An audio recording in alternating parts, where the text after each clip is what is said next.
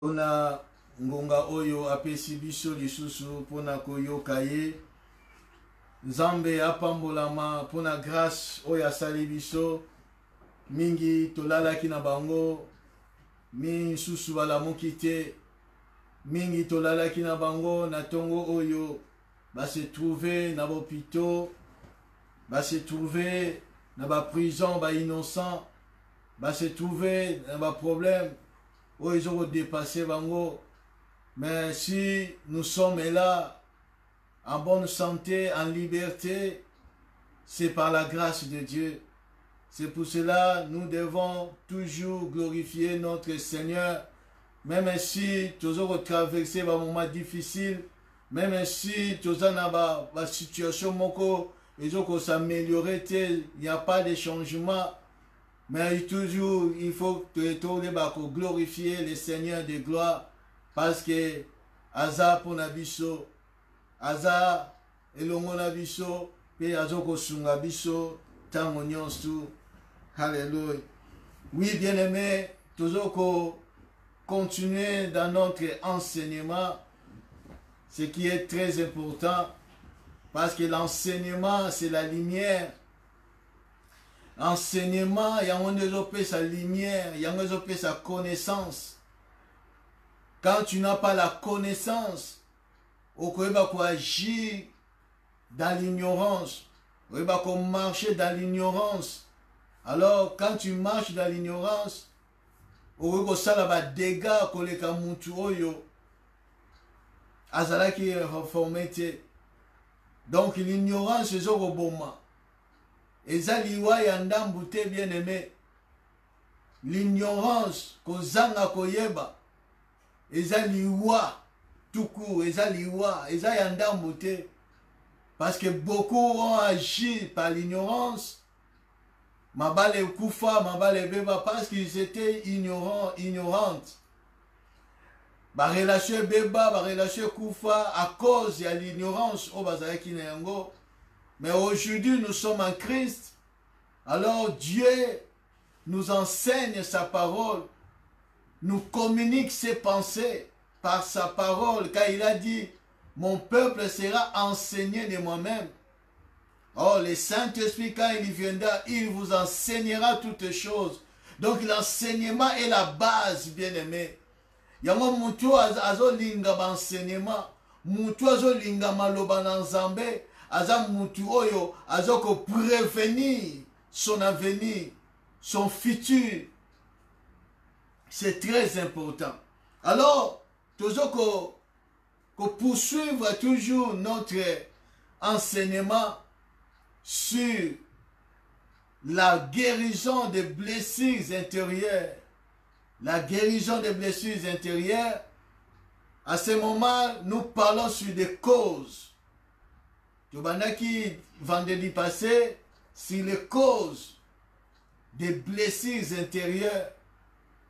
Nous avons parlé sur la source où ils ont causé les blessures intérieures. Alors, avant, il y a côté en profondeur,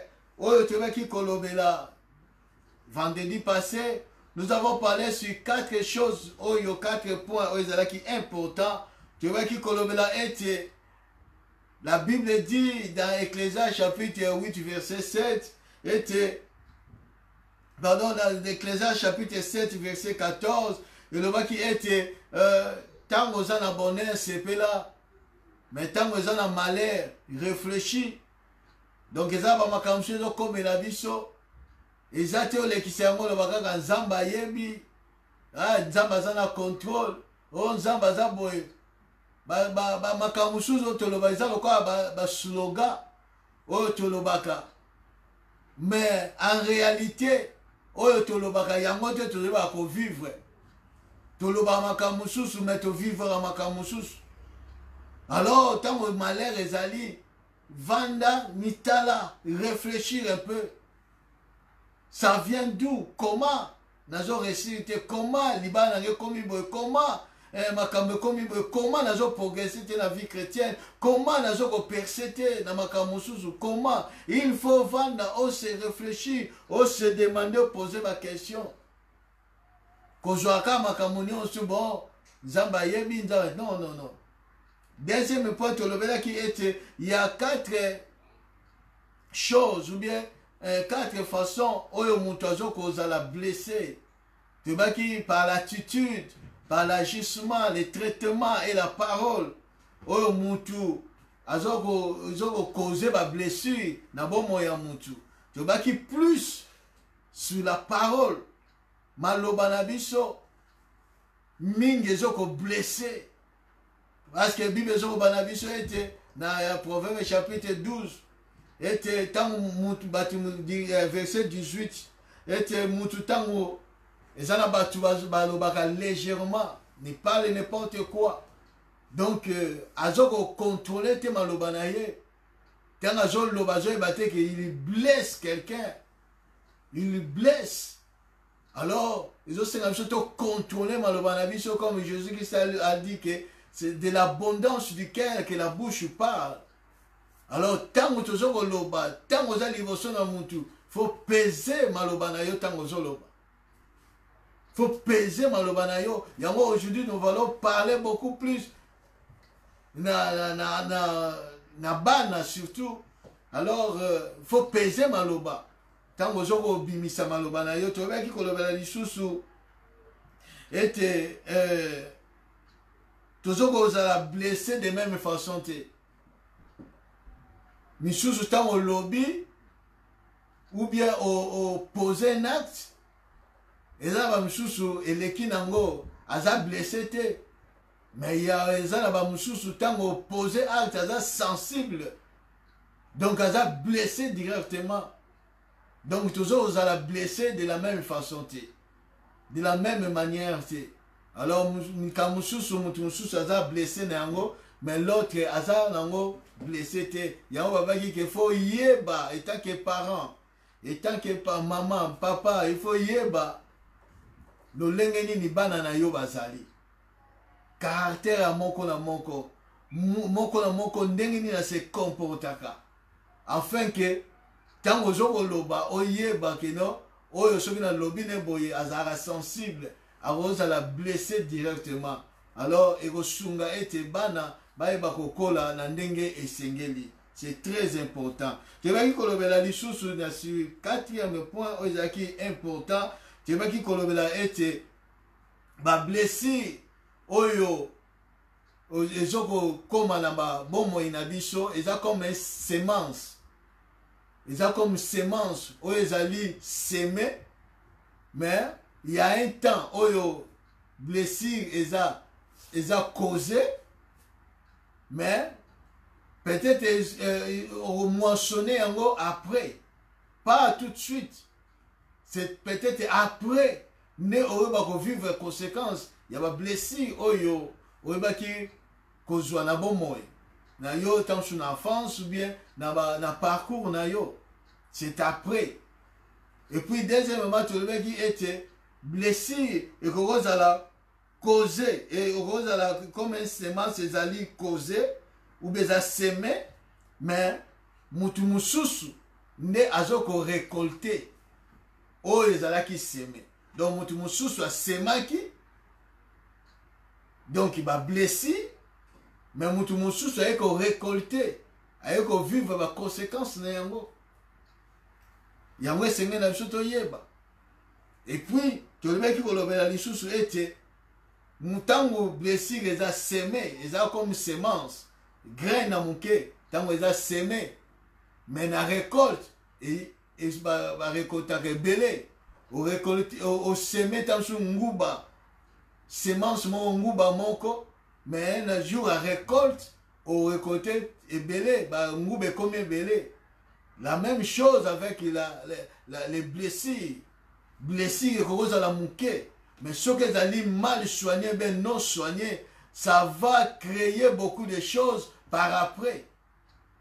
Donc, les conséquences, elles sont beaucoup grandes que la semence. Alors, il faut faire attention, surtout, na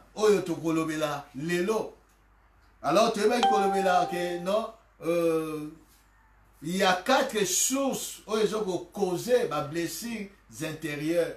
Je veux qu'on parle sur première source ou bien première cause des blessures intérieures, ils ont qui cause prénatale. Tout le monde qui se basi, moi si tu as un zemi, et le lenge nini, et que ma blessure na moi na oyo na botamité, tu veux qu'on passe par exemple, tu veux qu'on étudie en profondeur. Que non, maman zana zemi oyo a désiré quitter, zemi yaki par viol, par inceste, ou bien à temps oyo sengé la quitter, ou bien zemi oyo landi sami. Donc ça cause beaucoup de choses. Quand maman zana kimiate, mais zana mokumba, ils ont même des dégâts, na moi na oyo azoko porter. Alors, moi, na tanga robota ma kozala moi moko difficile, moi na moko compliqué, pourquoi? Parce que tanga zaki na zemi, il y avait quelque chose bandaki ko blessé kati na bomo inaye tant que bébé na kati libumu. To beki susu na bazemi oeza mama linga longola yango mais est raté. Là aussi cause de problème. Parce que ma kisi ameli, traitement sali, tout ça, moi na olé azala voter, mais à abimiter, moi na à résister. Alors ça cause aussi beaucoup de problèmes na moi na oyo akobotama. Les sous climat ya papa na maman, quand il y a des injures, il y a des problèmes, maman a un souci, il n'est pas aimé, tu vas comprendre. Les Camerounais, il y a Léa, azaki émetté par Jacob, mais azo botabana na ba douleur, na ba combo azo pesa bana, donc il ba combo oyi azo vivre na libala. Donc za libala moko avant dika mais elle n'est pas aimée. Alors tout le monde cause na yango. Ezalaki ninga bazo vivre na Jacob. Mais azobota bana, azana bana, na mwana na libumu. Apesi Ribin, il n'était pas aimé. Elle n'était pas aimée. Mais, mwana oya botami, comme azalaki blessé, maman azalaki na ba angoisse, maman azalaki na ba problème, na papa, makambe belé. Mais mwana tanga botami, asali ba dégâts. Akeko coucher na papa na mwasa papa na ye. Misusu bake boma vili mobimba mibali nyonso babomi bango. Suite tant bazalaki na libumu, maman azalaki pas aimé, maman azalaki na ba problème na papa na ba situation difficile. Donc ça cause beaucoup de problèmes et puis na ba émotion négative au maman koko kutana yango tanga na zemi oyo aluki yango te na ba guerre. Naba membre moko ya famille ya kufi choc wana, ça peut aussi causer des dégâts na mwana oyo azomema. Ça y a un qui en bref vendredi passé. Mais aujourd'hui nous voulons parler sur deuxième cause des blessures intérieures. Et pas y wa peso uta ma blessures intérieures. C'est pas durant l'enfance. Tant où je suis dimanche, moi n'attends à zaki nazé. Mais je continue à parler ce que tant où moi n'a botami. Tant où moi n'a botami. Durant l'enfance, kobandana 0 année jusqu'aux 18 ans. Période wana. Yango ezalaka pe période mingi batu bazalaka ou bien bana bazalaka beaucoup blessés par rapport peut-être tango akoli mingi na période wana, surtout na période à partir ya 7 ans, 8 ans, 9 ans, 10 ans, 11 ans, 12 ans, même 13, 14. Dans la période wana, et ça la période oyo mwana azoko se former sa personnalité. Nalingi, bien aimé, on comprend très bien. Parce que ça va t'aider. Et tant que parent. Parce qu'aujourd'hui, ce que nous voyons, ce sont des fruits. Il y a des blessures pendant l'enfance. Aujourd'hui, nous parlons de Kuluna. Nous parlons de Nidja, Komba, partout. C'est à cause de quoi? Quand tu regardes aux yeux moines, Kuluna, ce qu'on va dire histoire, il y a à France, tu verras qu'il a passé des moments où il était blessé. Il était blessé. Et ces blessures, non soignées, mal soignées, et provoqué quelque chose à comme il est le bandit. À comme il est le moishandumba. À comme il est le moisimoko difficile. Moisimoko compliqué, mon balimoko très dur. C'est parce que pendant l'enfance a connu des choses. Et ces choses étaient non soignées ou mal soignées. Conséquence, il y a un oiseau qu'on vivre. Bien aimé, c'est très important. Je ne veux pas aller plus vite, mais je veux retenir quelque chose de la part de Dieu. Peut-être que oso vivre l'élo, c'est parce que tu l'as subi pendant l'enfance. Nabo mwana na yo. Lelo caractère aux anango. Lelo makambozo sala. Ou mnenge lobeli na yo. Ce n'est pas que ozala kindengwana. C'est parce que pendant l'enfance, na kokola na yo, tu as subi des choses. Au vivre makambo. Yango ezosala que lelo oyo o récolté. Lelo oyo vivre les conséquences. Mais Dieu est pour là. Jésus-Christ est pour ça. Il est venu pour ça. Il a dit même, dans Luc chapitre 4, à partir du 18e verset, il a dit, l'Éternel, l'Esprit du Seigneur est sur moi, parce qu'il m'a oint pour annoncer une bonne nouvelle aux pauvres.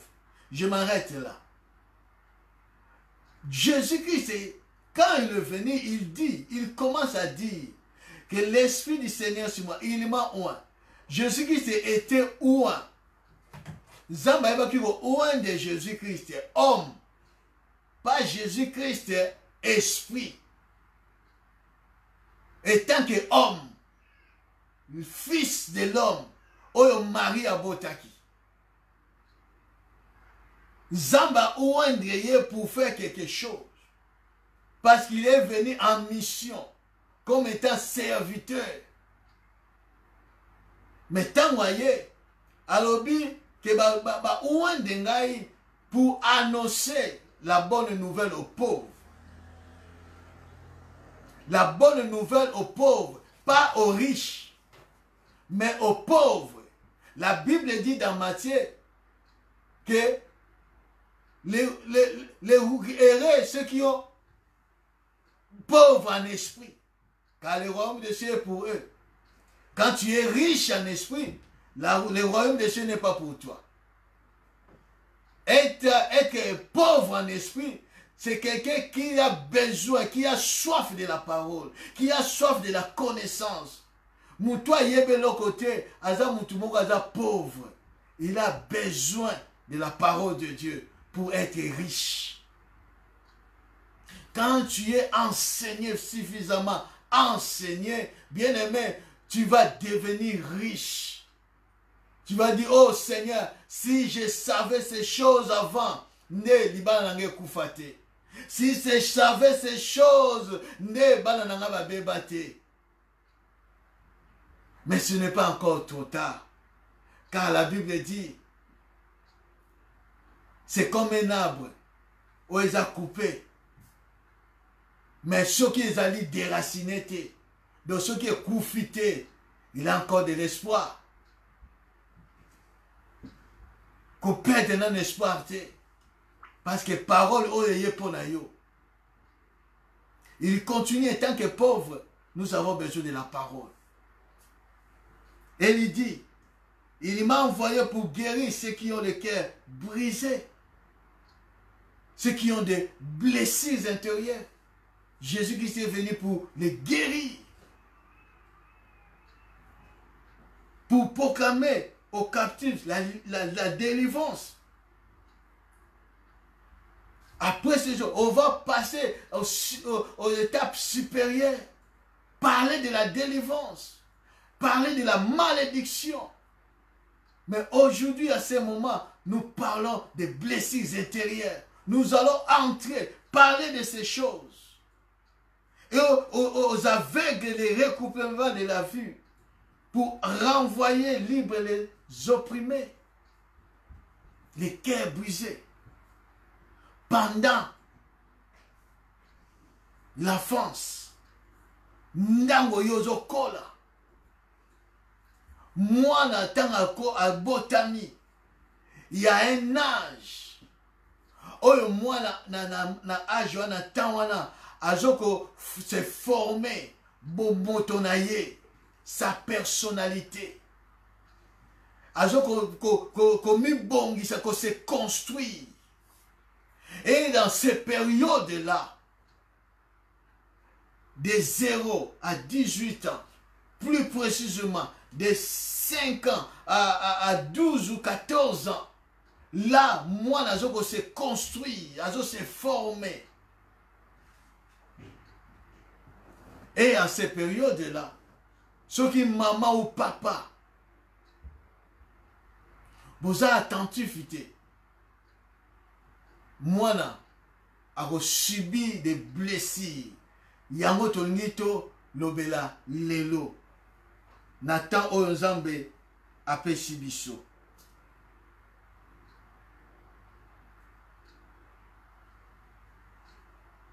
Premier point, avant tokendena 5 points autres, on va parler sur des causes durant l'enfance. Je vais parler 3 points important oyo sengen toloba toyeba. Premier point na oti koloba déjà na la période wana mwana azoko se former sa personnalité, azoko se former son identité, azoko se former son caractère ou son préférence. À ces périodes là il faut oyeba yango, parce que c'est très important. Et à ces périodes-là, la Bible dit ceci. Dans Proverbe chapitre 12, verset 6.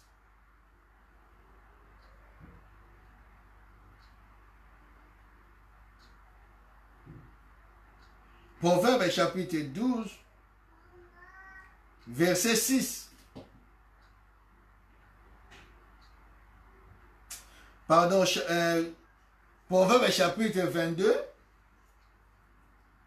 verset 6.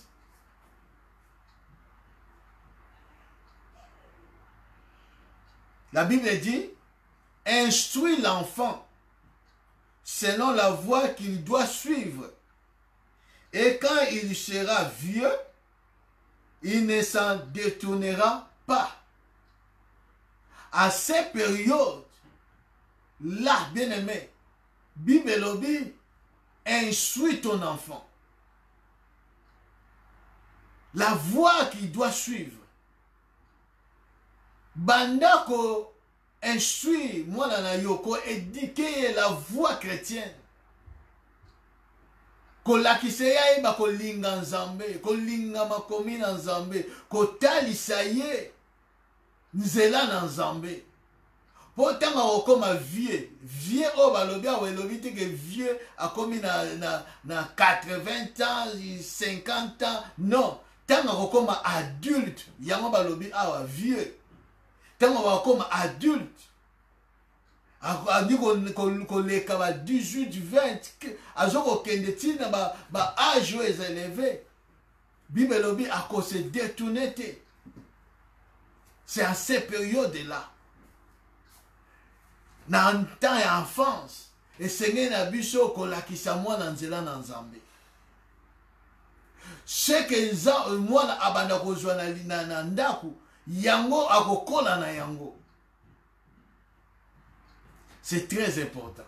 Nangina kota vraiment en profondeur na yango te. Deuxième point. Proverbe chapitre 20, verset 11.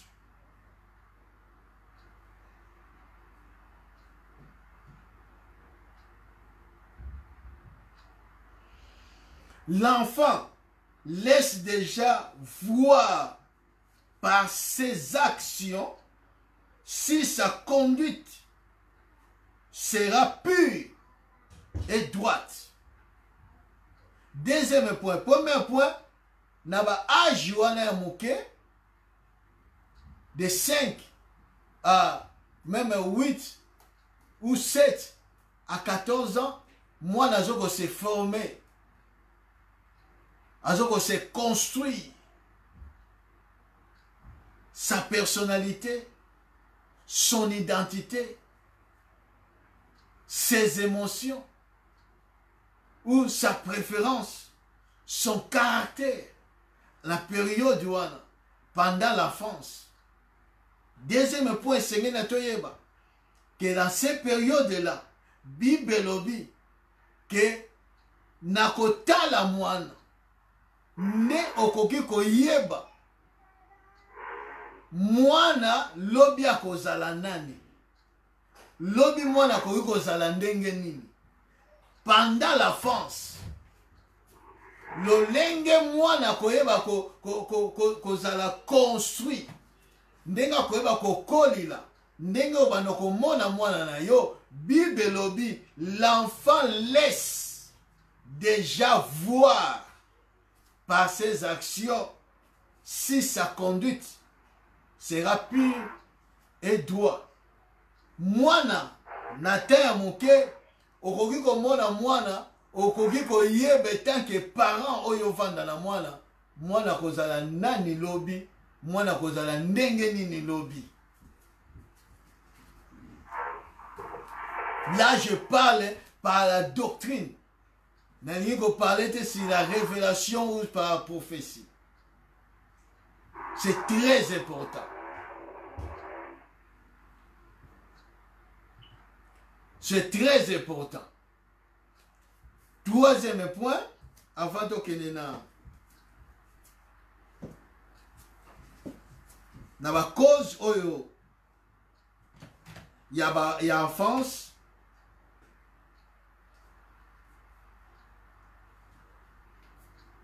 pendant la période ya enfance na biso,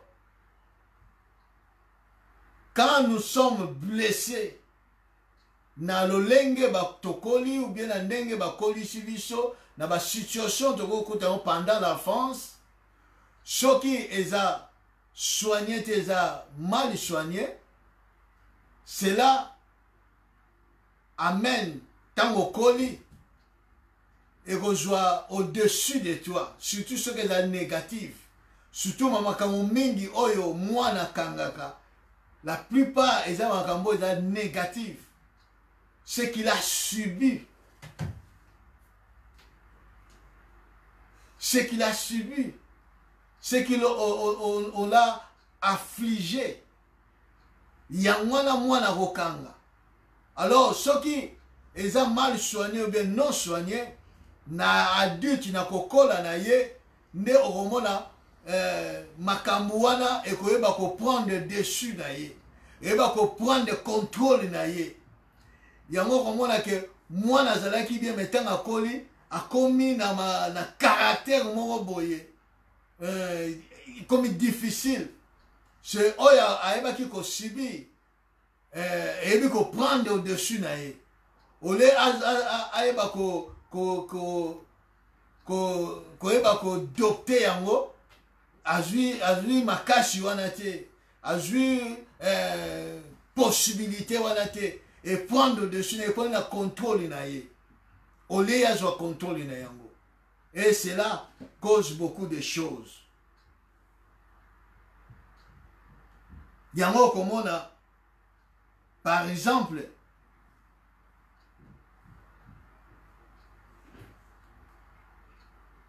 Absalom. Yango comme on a, par exemple, Rite. Donc, quand on suit au-dessus, il y a makambo yo kuta na ngote, yango nde reprendre contrôle na yo. On changer na identité na yo, on changer na caractère na yo. Mais c'est très important. Pendant la France, il y a des choses. Oyo tebe ko kuta na ngo. Lelo, toujours subir na yango. Pourquoi? Parce que ça a été guérité. Quelles sont ces choses-là?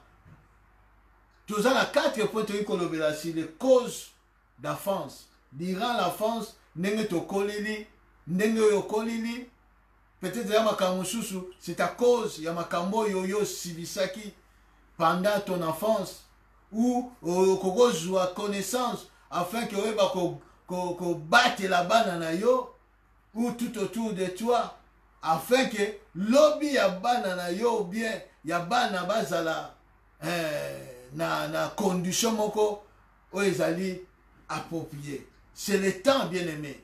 Yango tonito kende ko parler quelques points, 5 points. Premier point, Tomi Koloba était sur les causes durant l'enfance. Premier point, là on est causé ma blessure durant l'enfance. Quand un enfant, il est le fruit d'une grossesse, ils allaient rapprocher. Bana oyo babotamaka na période oyo eza baza rapproché, bano balandisi. Maman aboti mwana pas même une année, maman jugé. Donc moi n'attends pas 6 mois, 7 mois. Donc azana nous na affection ya maman. Azana nous na posa ya maman azala na ye. Ana posa azamwa chaleur à maman. Mais maman azoko éviter pour que ya commis déjà sous nazé. Alors bana ndengwana bazalaka blessé. Bana bazalaka blessé. Parce que moi dans la posa ya maman, affection wana non pas maman, amenana na moi ma belle, donc azalana maman, mais maman zoko éviter. Pourquoi? Parce que maman comme des sunazé. Bana ndengwana ba se sentaka rejeté. Ba se sentaka mal aimé. Bana bazaka blessé, bien aimé. Blessé.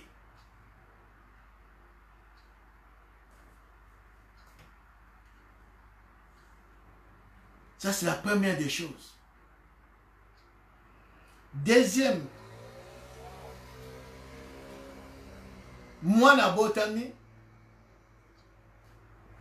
na sexe moko o ezalaki choix na binote, posa ya binote tant que parent. Tant que maman azalaki na posa bota mwana mwasi, ake bota boye, ou bien sali échographie, amoni ke mwana mobali. Ou papa azana posa mwana mwasi, ou bien mwana mobali. Mais maman zo bota ka bana basi. Mwana wana ou obo wanda kozela kaza mobali oye mwasi. Soki papa zo ko manifester bolingo wana te oyo mwana zo kozela posa wana te et koko benda même ba discussion na kati ya foyer. Maman, papa, ça blesse l'enfant. tant mwana zoko yoka keno ngana nzaki na posa mwana mwasi ou bien mwana mobali yo zoko botila nga bana basi obotili nga mwana mwasi naza posa mwana mwasi na posa mwana mobali. À l'enfant na âge zoko se construire sa personnalité azo yoka bien aimé bana même na libungo na baki mwana ayokaka même mwana soka za muke bien aimé mwana ayokaka.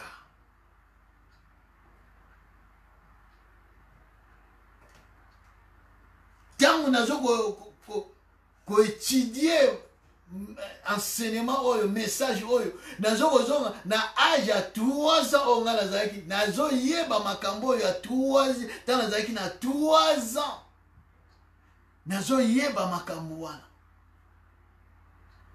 na monaka ba image epai nyonso mama bandoko memanga nazo yeba na l'église to ndoko ke nazo na monaka même chose na moni bo nazo mona église on ezaki ndenge na âge à 3 ans.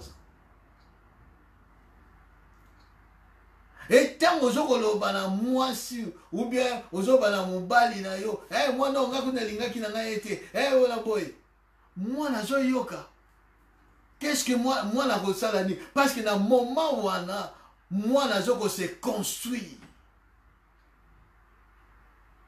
oye akozala lobby. Mais quand l'enfant attend ces choses, il va comprendre que non, papa lingaka nga te mpo naza mwana mwasi, mama lingaka nga te mpo azalaki na posa na ngai te. Qu'est-ce que mwana va sentir dans son être, dans son cœur? Parce que pendant l'enfance, les mwana zo se construit. Maman, papa. A des fois, tu vas comprendre et l'on dit toujours ça la kati na bana. Même yo aujourd'hui, et ça na makambo oyo tango zo kanisa yango nengo kolila makambo yo kutana yango yango eza ba fuwi lelo zo buka. Les conséquences. Parce que tu n'étais pas aimé pendant l'enfance. À cause tant sous obotama moi si. À cause tant sous obotama na temps o esengé la quitter. Tant sous ozaki mwana oyo balandisa ki kolandisa.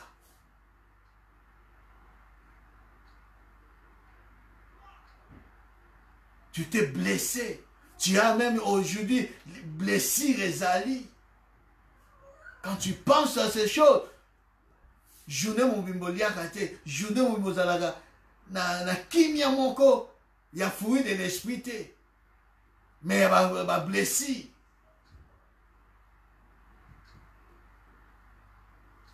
Papa, maman, nous faisons attention. Faisons attention.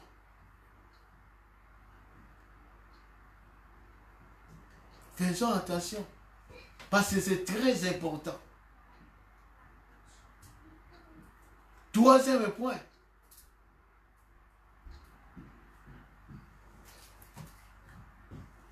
Moi, na botami, azan handicap.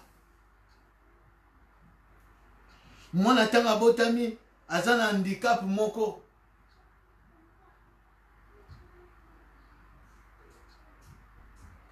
Au lieu de lingaye, na handicap azan yango. Oh, handicap wana yangonde komi licholi na bino. Par exemple, oboti mwana boyebota ndundu. Il y a des familles, so baboti mwana ne wana, donc aza différent na baba na nyonso. Alors ceux qui boyem baba paya, non, yo tikala kuna na chambre na yo, ti ba paya ba rokene. Pourquoi? C'est parce qu'aza ndundu. Non.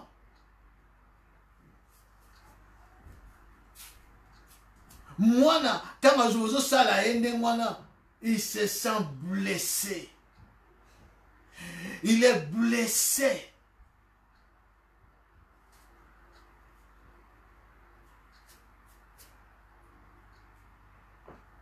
Wana watanga za handicapé, bozo tchaya l'écart.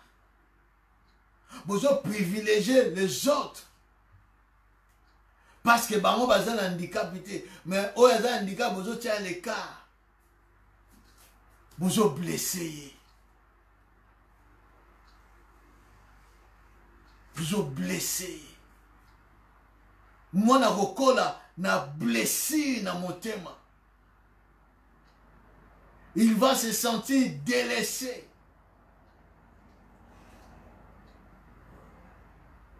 Délaissé. Rejeté. Oh, tout le monde qui a un mot que non, les blessures intérieures, et je l'ongola, amour du prochain, et je l'ongola, la paix du cœur, et je l'ongola, l'estime de soi. Oh, tant moutaza l'handicap, et azali minimisé, azali rejeté, azali abandonné, azali sous une estime de soi. Oh, cet enfant, même s'il est handicapé, na moment wana ya force na yazo okola, azo luka ko se construire, azo luka ko se former, afin que azala pe aza utile na société, mais na kati ndaku bazo rejeté. Na kati ndaku bazo tse mupanzi. Arozasu na estime de soi te. Arozasu na confiance na ye mon côté. Parce que l'estime de soi, eza côté a confiance na ye moko na o ndenge yazali. Or, tant azasu na estime de soi te, aza estime de soi elongwe kati na ye, arozasu na confiance na ye mon côté. Et cet enfant azo grandi na ndenge wana. Yango mona tango lokola to mona bandicapé to waka bandicapé bato babukana makoba tambola na bandi na babeki na ba vélo bazaka kanda pourquoi? C'est à cause de ces choses. Tant a eu problème na kokola na ye. Et que azalaki rejeté. Ba blessé wana tango akoma mukola donc ezala yo talié na ndenga mabete mais akomona kaka kino talié po abuka na makolo. Donc le lenga bana azokomona ndenga azandaki kokola ndenge babandaki kosala ye yango akomi ko manifester yango parce que ba blessé eza ezwami wapi na kokola na ye. Pourquoi? Parce que azalaki handicapé.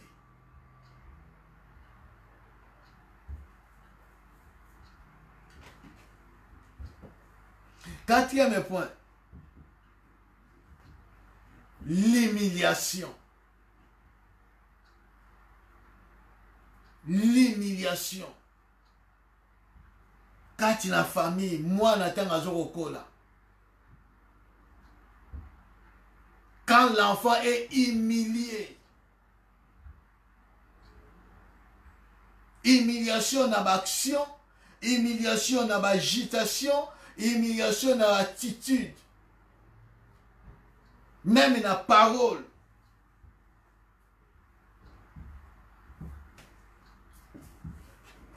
Quand un enfant est humilié, à Rokola,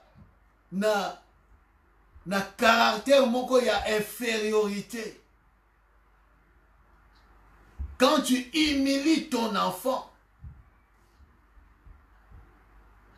tu le blesses. Quand tu humilies ton enfant, il y en a au bakoli na famille mususu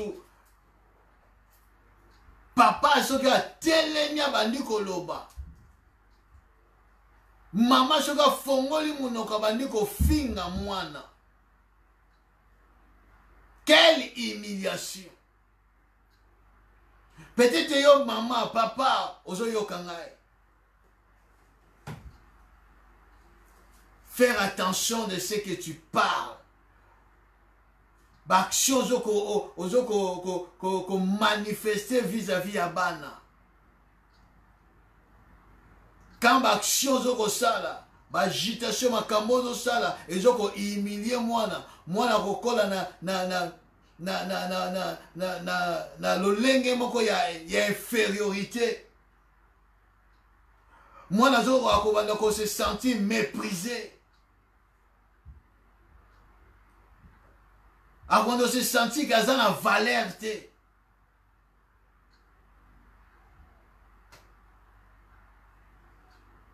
La Bible dit ceci. Psaume chapitre 127.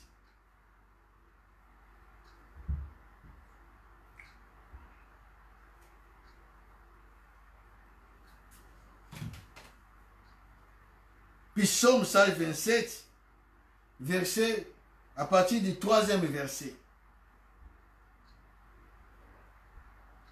Voici, des filles, des fils sont un héritage de l'Éternel, les fruits des entrailles, c'est une récompense, comme des flèches dans les mains d'un guerrier.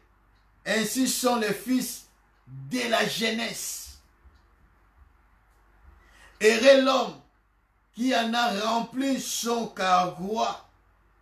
Ils ne seront pas confus quand ils parleront avec des ennemis à la porte. Bana, bibelobi, baza, ba héritage ou tu pas ensemble. Ce sont des bénédictions et où tu pas ensemble. David a comparé bana na ba flèche. Bien aimé, mwana oyoza. Mwana oyo yoza na bango. Baza ba flèche. Peut-être au colis, ba maman, papa, tant sous, baza qui na connaissance wana te. Yango babana ko négliger bana. Bazo privilégier les autres et l'autre bazo ko négliger parce qu'il est comme ça, il est comme ça. Non, bien aimé.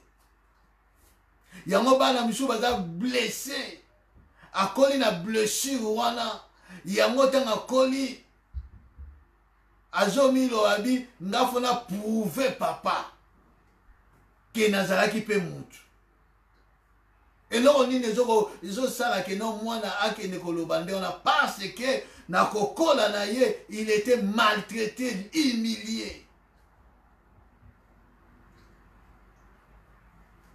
Comme un vaut rien, sans valeur. Parce que dans la classe, on a les premiers years, on a l'échec. Donc, il va considérer. Non, bien aimé. Non.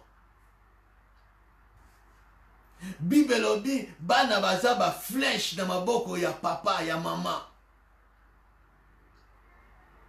Donc, bana baza wana, bien aimé, flèche.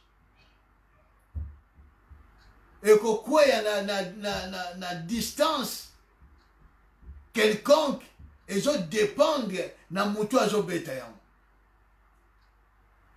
Quand tu prends une flèche, ozo lancer flèche. Flèche et kokwea, ça dépend d'engue yo au bendili yango. La même chose avec les enfants. Soki olingi mwana na yo azala quelqu'un lobby. Pendant l'enfance, yeba ko surgaye et aïba ko se construire après azala lobby mutu. Demain azala un homme, demain azala une femme. oyo bakoki korespecte. C'est pendant l'enfance makambo ngo ezalaka construit, formé. Parce que yo papa, yo maman, ozande na ba flèche na maboko, ezo dépendre de ndenge yo kobetela yango. Mais tant ozana bana, mingi bakoli, bazana ba haine ya papa na bango ya maman na bango. Pourquoi? Parce que ils étaient abandonnés, humiliés, injuriés.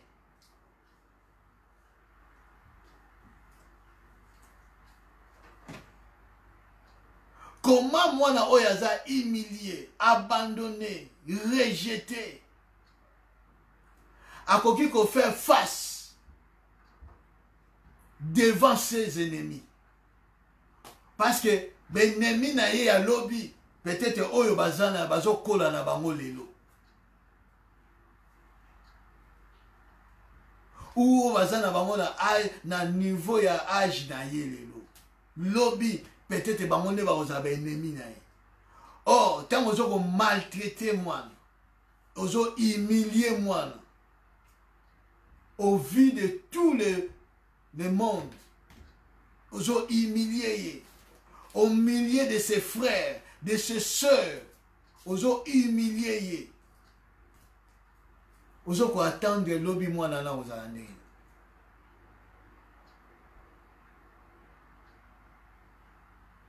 Ndenge nini ozalana en face ya ba adversaire na ye akoyi koloba. Parce que Bible lobi que ils ne seront pas confus, les enfants, quand ils parleront avec des ennemis à la porte. Comment akolobela akotelemila ba ennemi na ye na lobby. O bakotelema lobby. Comment? Soukazana ba blessé. Comment? Akoki ko respecter papa waza libanda, soki papa waza na ndaku, azoko humilier ye. Azo négliger, maltraiter ye, rejeter ye. Maman oyazane na ndaku, azoko injurier ye. Azo rejeter ye. Kofinga mwana. Mwana tanga koli. Akomi na 5 ans, 6 ans. Mwana ayeba te kazaka na dikosi. Mwana ayeba te kazaka na défaut moko. Mais yo maman nde mutozo la kisa ye défaut yaza. Ozo humilier ye. Tela mutu lokola boîte. Mwana ayeba te akoli ayebi te ke mutu neza lokola boîte. Mais au fur et à mesure, yo maman, yo papa, yo ndeko, ozo finga mwana, ozo ko injurier ye, lelo lobi, tala mutu lokola boîte, lobi o lobi, tala mutu etengama lokola vion, lobi, donc mwana, au fur et à mesure, quand tu parles, comme aza mwana, ozo se construire identité na ye, ozo sebe nini na motema na ye. Ozo sebe nini. Un jour, aoke na kotala na kitalatala, atana mutune, eske mutongo eza lokola boîte. Eske misongo eza minene lokola soki ibu soki nini. Donc, ben jiro yo zo loba na ye. Ozo lakisa ba défaut oyo yaza na yango, oye moko personnellement à mon avantage. Mais au fur et à mesure tu le dis, et ezoko kota kati na ye. Et tu attends quoi lobby?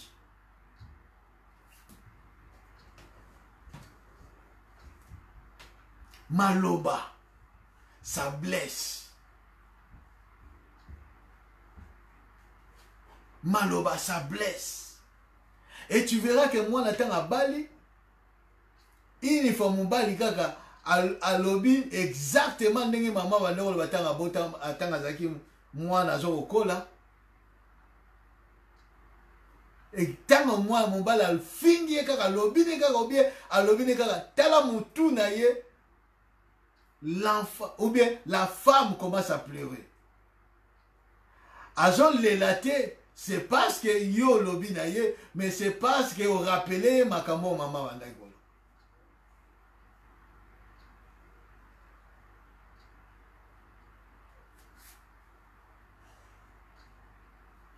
Et ce qui mobali azo comprendre moi si tu bien, à comprendre était ce qui alobi na été. Il y a des femmes qui disent que non, langage jono kolobela langage susomoti. Pourquoi? Parce que langage jono kolobela ye, yango akoli na yango. Yango blessa ye.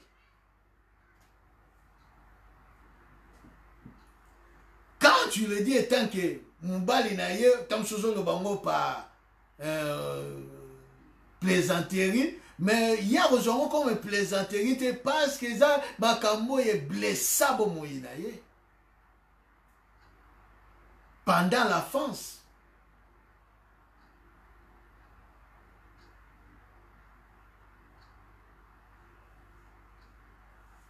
Pendant l'enfance.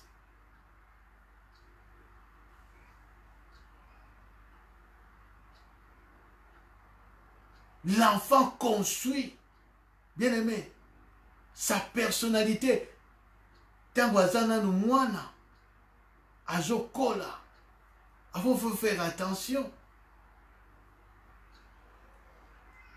Mingi ya ba parents ba yebaki yango te. Aujourd'hui, Dieu nous fait grâce de comprendre ces choses. Oyo ba parents ba yebaki te tant toujours okola.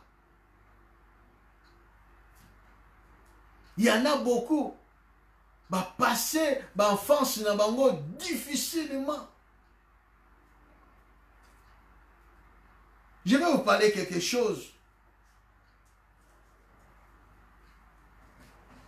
De moi-même. À l'âge de 3 ans, mon père et ma mère se séparaient, divorcés. N'a pas ya maman. Na kole pa ya koko. E kokola na ngai, tant na zo kokola. Na ba mama, na yebi ke ba mama ba lobaka trop. Il commence à te raconter, ton père a fait ceci, ton père a fait cela, ton père. Oh, le temps où ton père a fait ceci, ton père a fait cela, ton père a fait ceci, ton père a fait cela. Ça blesse, bien aimé. Okoliso pa koko pe azoloba na yo. Tala boye, basala mama no boye, bakenda boye. Ça blesse, bien aimé. Tout ça la keba. Na koli na yango. Je n'ai pas aimé mon père. Parce que nous avons été blessés. Dans ma cambo, nous raconter. Même si mon père avait besoin de moi, à mon affection, oyo kaka balobaki na ngai yango wana kaka. Na linga na tikala ko linga papa na ngati. Blessé na koli na yango. Toko père na nga zoko ya oya boti nga zoko ya ngape na zoko ya karapenda. Ba oto koli na bango ba yebi. Kara. Donc pas nga ça ne dit rien, absolument rien. Pourquoi? C'est parce que maloba balobi na nga est blessanga. Même si elle a posé ça, un cadeau, n'a pas joué. Même après ça, un bon minerval, même si un bon minerval les athées, oh y'a n'a pas joué. J'ai grandi comme ça. Comme ça. J'avais de la haine de mon père.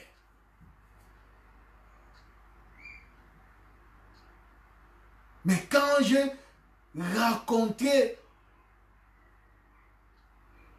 le fidèle père,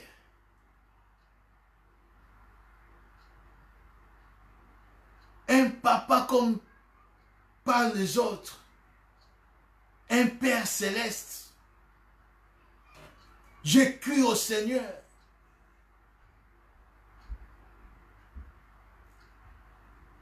Nabandi, qu'on s'améliorait, bien aimé.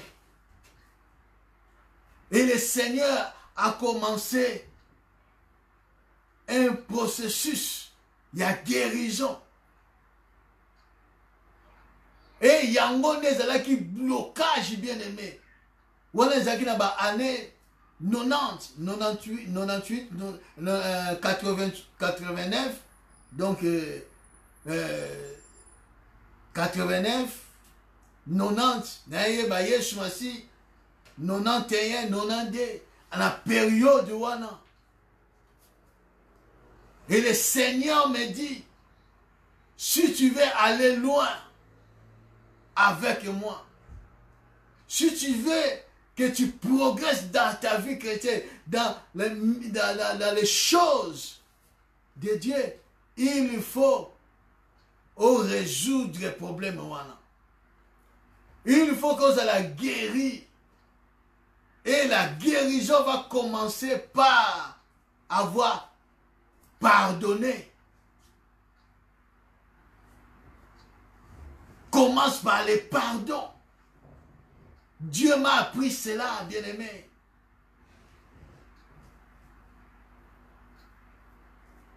Malgré ma blessure, il m'a dit, mais comment faire? Seigneur me dit, il faut le faire. Si tu veux aller avec moi.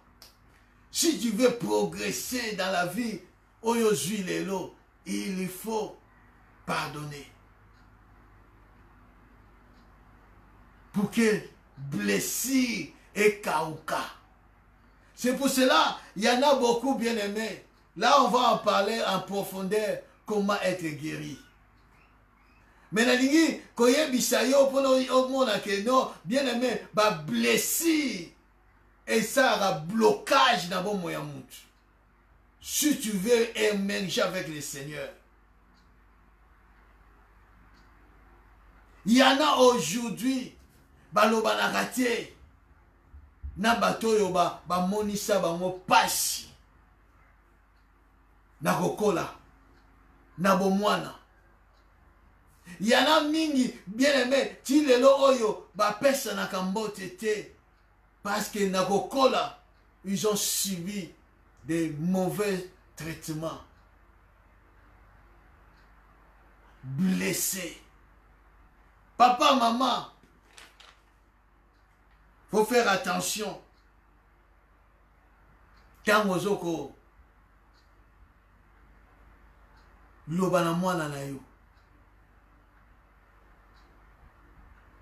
l'humiliation. L'humiliation. Tant que vous avez injuré moi. Il faut faire attention. Ça, c'était le quatrième point. Dernier point.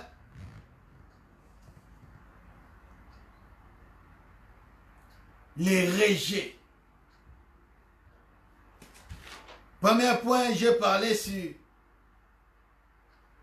cause à la fouille, il y a la grossesse où ils ont rapproché. Le lingue va retraiter yo. Et cause à la cause, il y a ma blessure. Il faut causer ma blessure. N'avons moyen mutu. Oyo maman a repoussé pour azalanaye du sous-souté pour accompagner des gens dans mon combat. Deuxièmement, kobotama na sexe oyo basatandaki na yango te bazosela mwana mobali yo obotami mwana mwasi. Alors lolenge baretraite yo yango ekomema ba blessure parce qu'il va désiré yo te comme il faut. Or, mwana abotamaka, mutu apesaka sexe eza nzambe. Zamba yebi, pourquoi obotami mwasi, pourquoi obimi mobali, pourquoi obimi na ten oyo, pourquoi obimi boye, c'est Dieu, ce n'est pas un homme. Ni ba scientifique, ils ont nzambe nde azo déterminé. Alors ceux qui ba parents bazo comprendre que bazo blessé nde bana. Ni baza blessé na attitude wana. Oyo ba parents bazo zwa vis-à-vis ya mwana. Oyo wazalaki na sexe moko basatandaki na yango te. Troisième tolobeli sur ce qui mutaza handicapé na bazo ko accepter ete na handicap na ye wana. Donc baza rejeté, repoussé, azo subi la conséquence wana nyonso ya rejeté, ya rejet, ya nini ezomema kolongola mwana na estime de soi na bomoi na ye. Quatrièmement, l'humiliation na baction na bajustement na attitude oyo parents kokozala ngo epai na mwana azobokola ekokolandisama na bainjure na ba maltraitance na ba humiliation ya ndenge na ndenge ezomema ba blessure epai na mwana bakokola na caractère moko oyo akoki kozala na yango te. Cinquième point, les rejets. Quand on parle des rejets, on sous-entend de trois choses. On peut définir les rejets. Quand on parle des rejets, on parle d'une chose et fait être repoussé. Lorsque Moutazo na posa à s'attacher, Mwana Azana posa à s'attacher na maman, maman zo repoussé. Maman zo repoussé, papa zo repoussé, Mwana tant Mwana zo goya pour na à s'attacher na maman ou na papa. Tout le monde a vraiment mis surtout na mentalité africaine, plus particulièrement congolaise. Moi, na zoro ya na gentil non sopo ayambata maman c'est pas la kuna na santé na salité na yo. Première fois. Deuxième fois, moi na zoro yamba maman c'est la kuna. Et qu'on puisse la pas la gâter. Quand tu fais cela, na makanisi ya mwana, na motema ya mwana, ame ya mwana, eloko nini ozo seme, rejet, mama lingi nga te, papa lingi nga te. Pourquoi? Parce que tant mwana zo luka à s'attacher, yo zo repousser. Et ça, ba acte moko. Et pas na yo comme ça passe. Non, pas na moi na oyazo kola et ça passe pas. Moi na zoko azoko tanga yango ndenge mususu. Moi na zo mona ngo ndenge mususu. Parce que yo koli ozo comprendre acte dozo ça, mais pas na moi na non.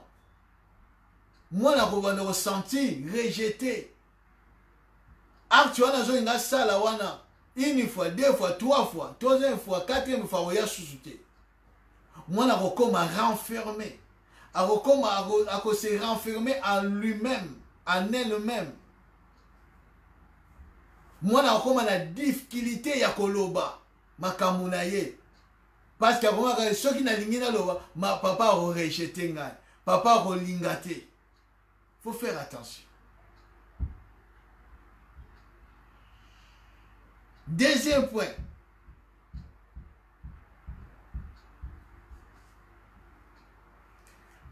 Ezokotalisaka ntango mwana rejet ezokotalisaka ntango mwana azoko koluka koya pa na mama ou pa na papa eke ozoko repousser ye et pas na moi ezoko talisa ye ete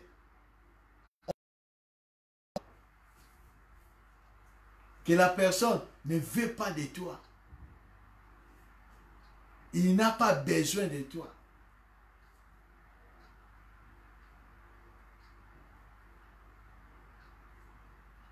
Pas moi na lecture azoko sala ete balingi nga te ou papa lingi nga te. Maman aza na besoin na nga te. Et moi na rokola na nini comme il est blessé a rokola na esprit moko ya tristesse, rejet et comme renfermement kati na bomo ya mwana kozala ouverte akozala renfermé na ba problème na ba situation na ye et vous allez na difficulté pour aloba likambo ne pa na mutu ndenge yo kolili bien aimé ndenge yo zali c'est parce que babanayi ko repousser yo c'est parce que vous avez qui rejeté yango ne memi renfermement. Ce n'est pas sur le plan spirituel que vous allez discrète. Non, ce n'est pas la discrétion. Ce n'est pas la discrétion. Renfermement, ce n'est pas la discrétion. Vous avez renfermé. Et ça caractère moko yo on s'adapter. Pendant ton enfance, vous allez qui repousser. Pendant ton enfance, vous allez qui rejeter. Et vous allez développer caractère ou vous allez renfermer. Jusqu'aujourd'hui même, au comment ressemble là, au comment prier, au comment lukanzambe, mais tu as du mal. Il y a cause à la ouvert. Et batondé dans bazar difficile. Même pour la délivrance naïe. Parce que azana ba makamususu o esengeli ya loba. Mais azana difficulté ya koloba ngo parce que azana ba blessure kati naïe. O esala était comme un renfermé. Et seul Jésus-Christ, le Saint-Esprit a touché, bien aimé, na exercice et ministère, nous avons rencontré beaucoup de choses. Bien aimé. Je comprends. Parce que j'ai rencontré beaucoup de choses, bien aimé. Les gens pour mais tout un problème. Même à gauche, droite. Mais Azan a problème, difficulté, Azan tout renfermé à cause des blessures. À cause des blessures. Et une personne qui est rejetée, quand on parle de rejet, on sous-entend que non, Moutou, na yemoka zomona que non, Aza exclu. Aza exclu dans la société. Donc Aza mimona comme Aza na l'autre côté à comme dans la société. Parce qu'il est rejeté. Parce qu'il est rejeté. Il y a beaucoup de points à parler sur les rejets. Mais je m'arrête aujourd'hui par là. Nous allons continuer vendredi sur ces points, les rejets, avant d'aller au troisième point. Aujourd'hui, je m'arrête par ici, bien-aimé. Pourquoi j'attends? On m'y la bien-aimé. Est-ce que ma cambo dans la vie?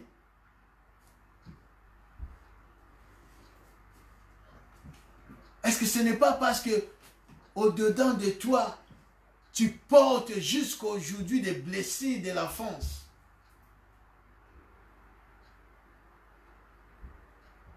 Il y a des actes que tu poses aujourd'hui. Ça vient des blessures de l'enfance. Il y a des papas, il y a des mamans. Oyo, baïba ko rappeler bana na bango quand mwana sali mbeba sali faute moko. Loba na mwana pour se corriger. Mais non, na temps wana on voit que non des blessures. Oya joie qui na enfance et surgir et matier. Mais tala ndenga koloba pa mwana. Oyebite na âge oya yo. Na bandaki koteka pétrole.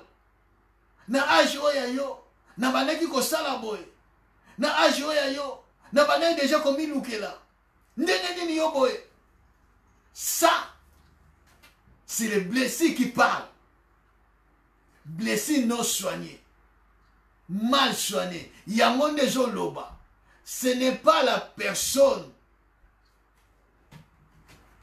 Oye segeli azala na tawana loba. Étant que papa, étant que maman, ou étant que grand frère, grande sœur. Mais non. Blessure oyo azalaki nango atali maltraitance oyo azalaki oyo asibisaki pendant l'enfance na âge oyo azalaki azosala tout pour se nourrir azosala tout na olie balisa ye me ye azokomi lisa peut-être mpe azolisa susu bamosusu e na temps wana nyonso wana eza bablessure c'est blessure blessure sur blessure.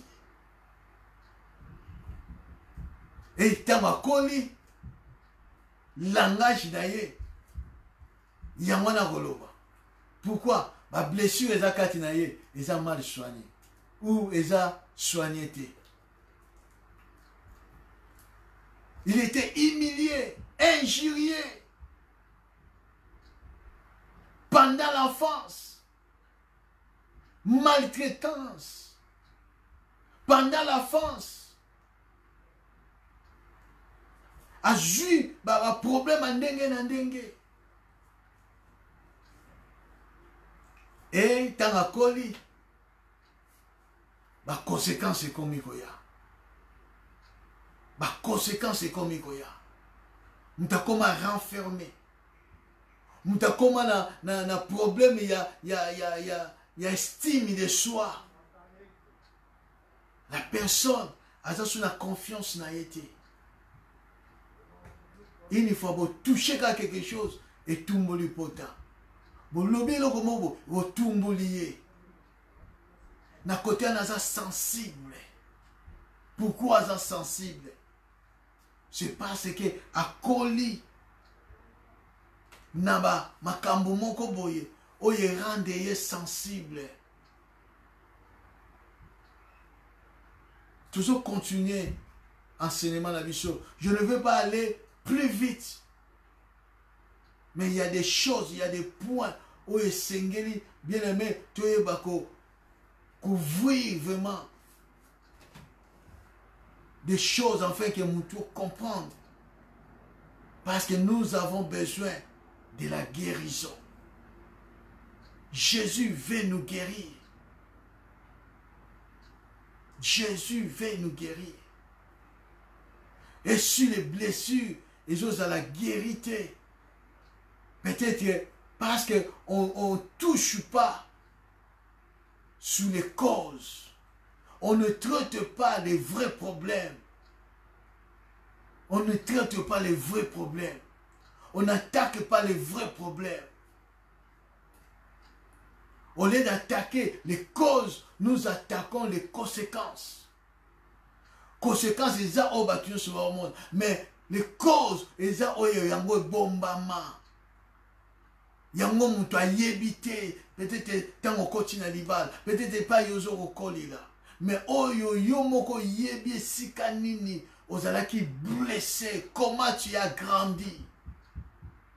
Comment tu as grandi? On t'a fait subir des choses. On va en parler. Tu es renfermé. Eza makambo yo au bomba au kokaka kolobate. Yangonde bien-aimé. Et kokite ko fait avancer yo dans ta vie. Dans ton mariage, dans ta vie chrétienne, dans ton ministère. Mais il y a des choses des blessures intérieures non soignées, mal soignées. Ce que les a soigné, ce que les a renfermé dans yango. Bien aimé, on peut avancer dans la vie chrétienne, on peut avancer dans le ministère, on peut avancer dans le libala na yo. Une fois on touche à cela, tu es agité, tu réagis mal.